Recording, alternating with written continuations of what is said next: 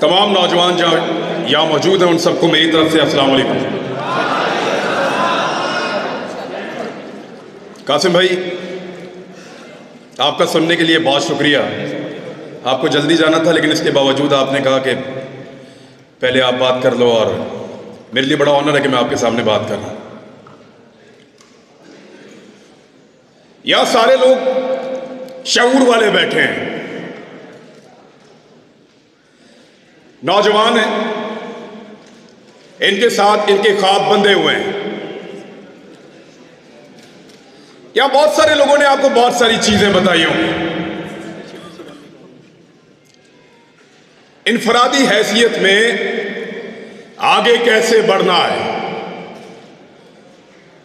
آپ سب نے اپنی اپنی زندگی میں کیا کرنا ہے، یہ آپ سب بہتر جانتے ہیں۔ میں انفرادی معاملات پہ بات نہیں کروں گا کہ ایک آدمی کو کیا کرنا چاہیے، ایک نوجوان کو اپنی زندگی بنانے کے لیے کیا کرنا چاہیے۔ آپ سب کا اپنا اپنا اندازہ ہے اپنے آپ کو لے کر۔ آپ سب اپنی قابلیت کو، اپنی ہمت کو اور اپنے خوابوں کو جانتے ہیں۔ ہر ایک کو پتا ہے کہ وہ کتنے پانی میں ہے اور کیا بن سکتا ہے۔ تھوڑا سا پلان کرنے کی ضرورت ہے، تو اس پہ بات نہیں کروں گا۔ اکیلے کامیاب ہو جانا کوئی کامیابی نہیں ہوتی، کامیابی وہ ہے جو ساروں کو ملے، مل کر کامیاب ہو سب کے سب، اور اس کے لیے ہمیں اجتماعی ذمہ داری ادا کرنی پڑتی ہے۔ سارے مل کر کام کریں گے، یعنی بہت ساری چیزیں آج سے 8-10 ماہ پہلے مجھے نہیں پتا تھی۔ میں نے بھی مطالعہ پاکستان کی اور معاشرتی علوم کی وہی کتابیں پڑھی ہیں جو آپ لوگوں نے پڑھی ہیں۔ ادھورا نالج، پوری تعلیم ہی نہیں دیتے، پوری بات ہی نہیں بتاتے، آپ کو آدھا سچ بتاتے ہیں، آدھا سچ۔ ایک عجیب و غریب نرسری میں ہمیں بڑا کیا جاتا ہے، حب الوطنی کے کرائیٹیریا سیٹ کر دیے جاتے ہیں، یہ کرو گے تو تم محب وطن ہو، اور اگر یہ لائن کراس کرو گے پھر نہیں ہو۔ غلط کتابیں پڑھائی، غلط نصاب پڑھایا، صحیح اور پوری بات کبھی نہیں بتائی۔ صحیح بات پتہ چلتی ہے جب آپ پریکٹیکل لائف میں آتے ہیں، جب آپ ان لوگوں کے ساتھ ڈیل کرتے ہیں، پھر آپ کو سمجھ آتی ہے کہ آپ کے ساتھ تو دھوکہ ہوا ہے، آپ کی رائے تو رائے ہی نہیں ہے، اور پھر آپ میں سے جو کھڑا ہوتا ہے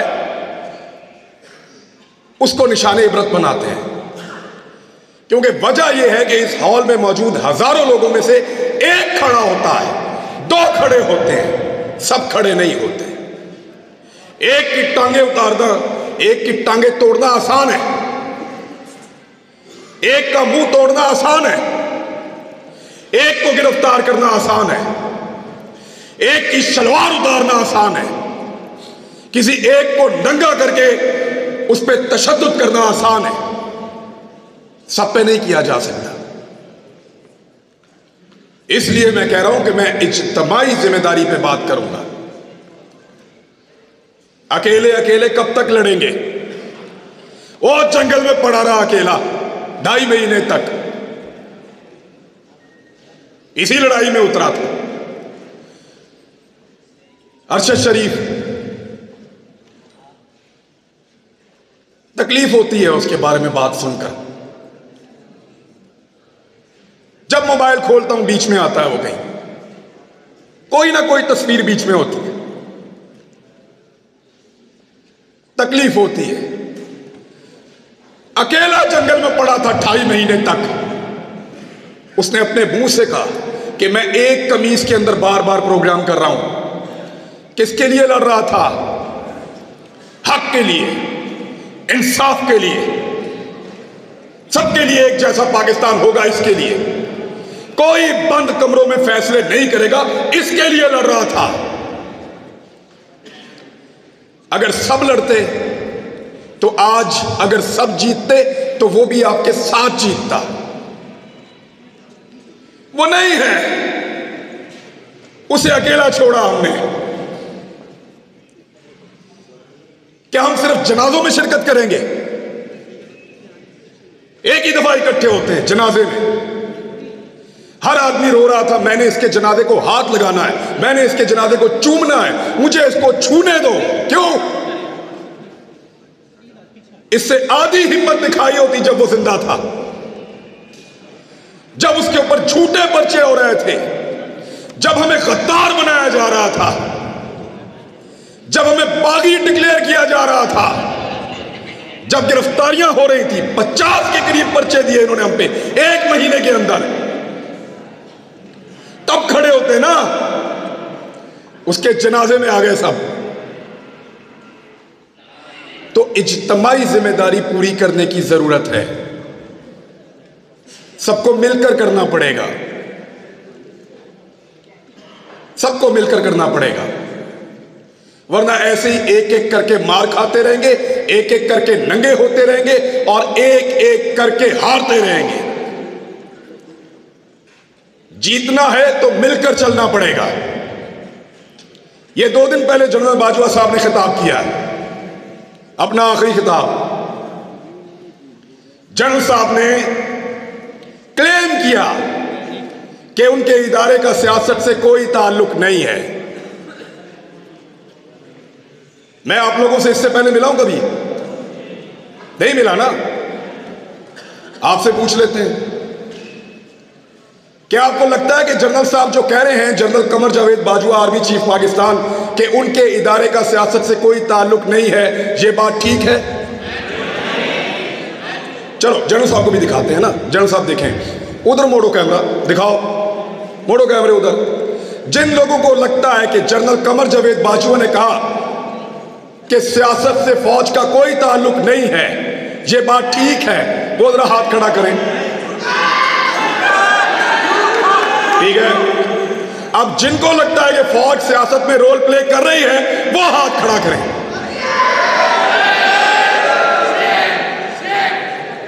लो जनरल साहब, ये रह गया एतबार आपका। निकलो बाहर, पूछो लोग किसकी इज्जत करते हैं, पता करो मारने वालों की इज्जत कर रहे हैं या मरने वालों की। पूछो जिन्होंने जमीन तंग की, जिन्होंने मारा, बाहर लोग उनकी इज्जत कर रहे हैं। निकल के देखो पूरी दुनिया के अंदर, जाओ जाओ, निकलो पूरी दुनिया में, तुम्हें तुम्हारी औकात पता चले। लोग तुमसे प्यार करते हैं या जान देने वाले अरशद शरीफ से प्यार करते हैं? पूछो जाके, आईना नजर आएगा, औकात पता चलेगी। जान से ही मार दिया। इस मुल्क को उसके लिए इन्होंने जहन्नुम बनाया था, साबिर शाकिर के लिए जहन्नुम बनाया था, सबको परेशान किया है, हमारे खानदानों तक को हरासा किया गया है, क्योंकि हम अकेले अकेले लड़ रहे थे। सबको लड़ना पड़ेगा। तुम्हें सिर्फ मारना आता है, तुमने सिर्फ मारना सीखा है, हमें मरने के अलावा भी बहुत कुछ आता है, और वो हम करके दिखाएंगे इंशाअल्लाह।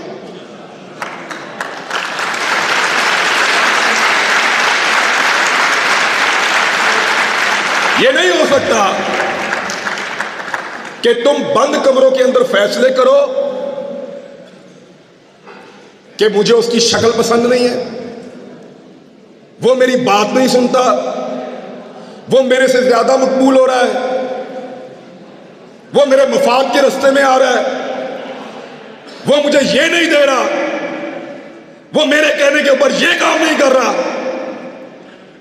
निकालो इसको, दूसरा लेकर आएंगे। क्यों? तुम्हारे बाप का मुल्क है, हमारा पाकिस्तान।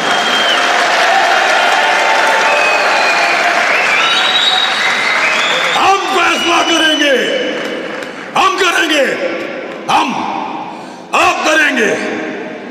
کسی کو بند کمرے کے اندر فیصلہ نہیں کرنے دیں گے. سب کا ملک ہے، سب ملک میں وطن ہے، سب اس ملک کے وفادار ہیں. یہ جب مجھے انہوں نے گرفتار کیا، یہ مجھے لے کر گھسیٹتے تھے، کبھی ایک تھانے میں، کبھی دوسرے تھانے میں، کبھی تیسرے تھانے میں. ان کو لگتا تھا یہ مجھے ٹارچر کر رہے ہیں. خدا کی قسم مجھے پولیس والوں نے کہا، ہر پولیس والے نے کہا کہ عمران بھائی ہم شرمندہ ہیں. پورا نظام جرغمال بنایا ہوا تھا. ایک آدمی کی ہمدردی ان کے ساتھ نہیں تھی. میں نے خود دیکھا ہے. کوئی آدمی سامنے آ کر کہتا تھا، کوئی چھپ کر آ کر کہتا تھا، لیکن سارے کہتے تھے تیرے ساتھ زیادتی ہو رہی ہے. لیکن جس دن سب مل کر کہیں گے، آدم سواتی نے اکیلے بزرگ آدمی نے تمیز سکھا دی نا. آج دیکھا آپ نے، پہلے اس کو رات کے اندھیرے میں گرفتار کیا.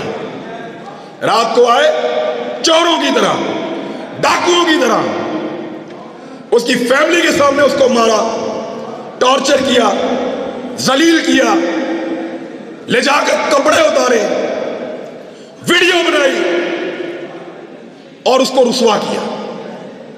تھوڑے دن پہلے کی بات ہے، 1.5 مہینہ ہوا میرے خیال میں. آج آدم سواتی پھر گرفتار ہوا ہے. لیکن کیسے ہوا؟ صبح مجسٹریٹ صاحب آئے، دروازہ کھٹکھٹایا. آدم سواتی صاحب گھر میں ہیں؟ جی ہیں. باہر بلا لیجئے. آدم سواتی صاحب باہر آتے ہیں اور ان کو وارنٹ دکھایا کہ حضور آپ کے خلاف قانونی چارہ جوئی ہوئی ہے، یہ وارنٹ موجود ہے، آپ کی گرفتاری کرنا چاہتے ہیں. بڑے نا بندے دے پتر. ایک آدمی تمیز سکھا رہا ہے. سوچو،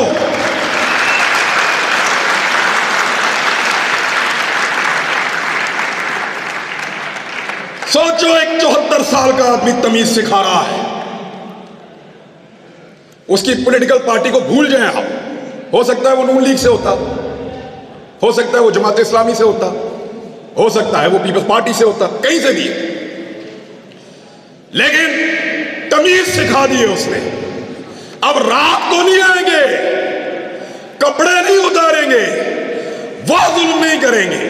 تو اس لیے ڈٹ جانا ضروری ہے. جتنے لوگ آج تک تاریخ میں ڈٹ گئے، کیا ان سب کو یقین تھا کہ وہ جیت جائیں گے؟ نہیں، بالکل نہیں. اندھے کو بھی نظر آتا تھا کہ یہ جنگ جیتے جانے کے قابل نہیں ہے.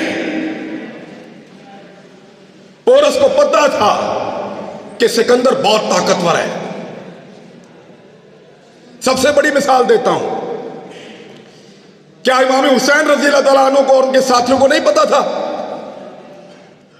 یک طرفہ لڑائی تھی. ضروری نہیں ہے کہ آپ نے ساری لڑائیاں جیتنی ہوں. کچھ لڑائیاں آپ کو صرف لڑنی ہوتی ہیں، ان میں اترنا پڑتا ہے.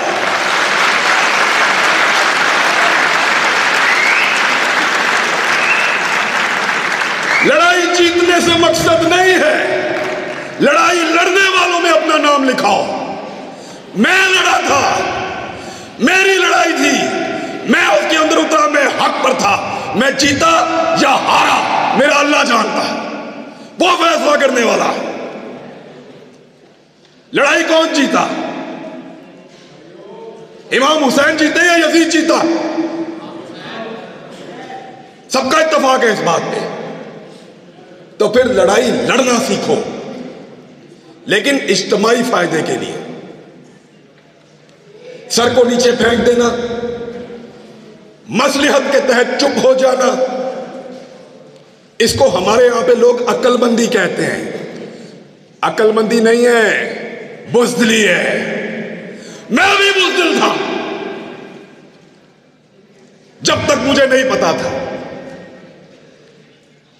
جب سمجھ آئی تو میں لڑائی میں آ گیا. मुझे नहीं पता कल क्या होगा, इसका अंजाम क्या होगा। ये जो रिजीम चेंज ऑपरेशन हुआ पाकिस्तान में, सारे के सारे इसके बेनिफिशरी हैं। जिन्होंने किया उनके केस खत्म हो गए, जिसके खिलाफ हुआ जब मर्जी इलेक्शन कराओ जीत जाएगा। यानी इमरान खान को भी फायदा, शहबाज शरीफ को भी फायदा, जो करने वाले उनका भी फायदा। सब कुछ ना कुछ लेकर गए। नुकसान किसका हुआ? हमारा हुआ है। हमारा एक आदमी कम हो गया है। अगर दोबारा लड़ाई होगी तो हम अपने एक बेहतरीन आदमी के साथ मैदान में नहीं आ सकेंगे। हमारा एक आदमी कम हुआ, अरशद शरीफ। नुकसान तो हमारा हुआ है, फायदा तो सबने उठा लिया है। मेरी आप सबसे गुजारिश कि लड़ाई को लड़ना सीखिए, इस रविश को बदलिए। अगर ये इस्लामी जमहूरिया पाकिस्तान में डेमोक्रेसी है तो फिर सही वाली होनी चाहिए, या तो निजाम को ही बदल दो। ये नहीं हो सकता कि आप दुनिया को पढ़ाएं कि पाकिस्तान में जमहूरियत है और जहां पे आप तमाशा लगा कर रखेंगे, 4 बंदे बैठेंगे और फैसला करेंगे और पूरा का पूरा निजाम बदल देंगे। ये नहीं होने देंगे। कहने को मैं और बहुत कुछ कह सकता हूं, फिर इन लोगों को फोन आएंगे, फिर इनसे पूछेंगे मुंतजिम कौन था,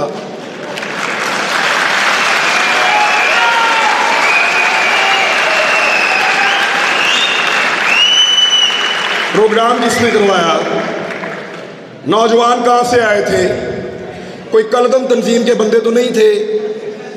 यानी फिर इस तरह के सवालात होंगे और हुए हैं। हम अपने दोस्तों और रिश्तेदारों से मिलने नहीं जा रहे, जिधर से हम होकर आते हैं वहां ये पीछे पहुंच जाते हैं। जी आपसे क्या ताल्लुक है, आप कैसे जानते हैं। तो इन हालात का हमने सामना किया और यकीन करें कुछ भी नहीं होता।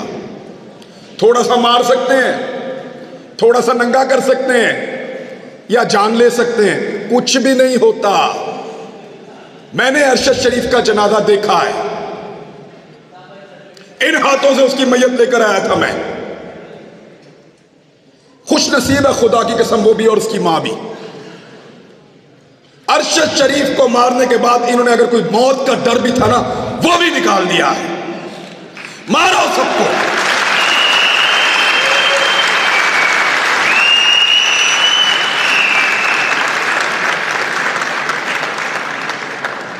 क्योंकि जब आपको इस बात का यकीन हो कि आप तारीख की दुरुस्त सिमत पे खड़े हैं, जब आपको यकीन हो कि आप जुल्म के खिलाफ खड़े हैं, तो फिर इससे कोई फर्क नहीं पड़ता कि आपके साथ क्या हो रहा है। मैं ये पहली दफा गिरफ्तार नहीं हुआ। एक छोटी सी चीज आपको बताता हूं, मैं पहले भी गिरफ्तार हुआ हूं मैं, लेकिन पहले मेरा दिल ही नहीं लगता था। एक लम्हे के लिए भी मेरा दिल करता था मैं अभी बाहर आ जाऊं, और इस मर्तबा मुझे परवाह भी नहीं थी ये जो मर्जी करें। जब आप किसी कॉज के साथ खड़े होते हैं, जब आपको लगता है कि आप जुल्म और जबर के खिलाफ खड़े हैं, तो फिर अल्लाह ताला भी आपको हौसला देता है, आपको इस्तकामत देता है और आपको सब्र देता है। मैंने सीखा इन दिनों में ये सारा कुछ। मेरे ख्याल में इतनी बात बहुत है। थैंक यू वेरी मच जी, बहुत शुक्रिया आपका। मेरे साथ सब लोग मिलकर